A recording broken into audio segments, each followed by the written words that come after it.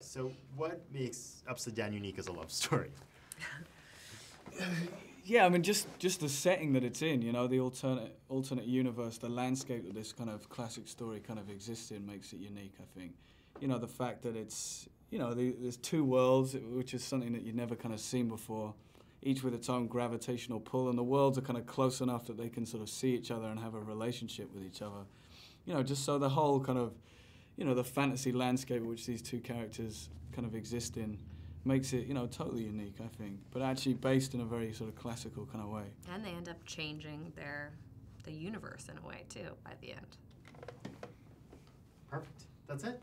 That's it? That's it. That's Okay. it? That's the it. question? Yeah. Nice. You play Adam and Eden in Upside Down, two people in love but separated by class, a political system, and an unusual planetary condition. So what drew you to this unconventional romance?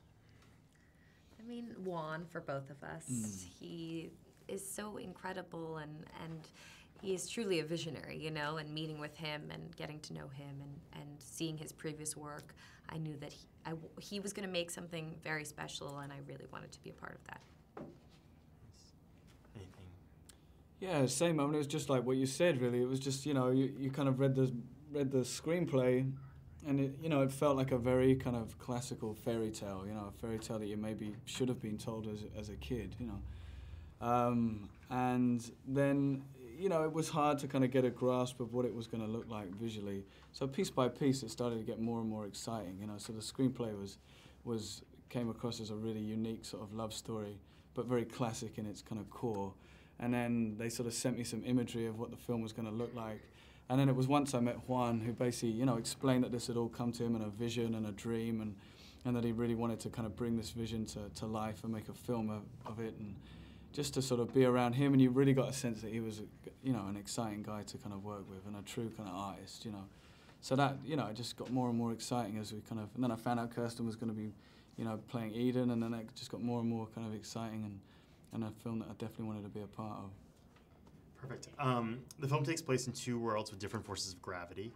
What were some of the challenges in shooting a film where so much of it takes place in a world created using visual effects?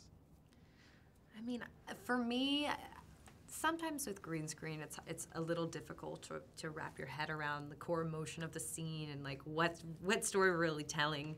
Sometimes it gets disorienting sometimes, but for me the hardest part was learning the tango.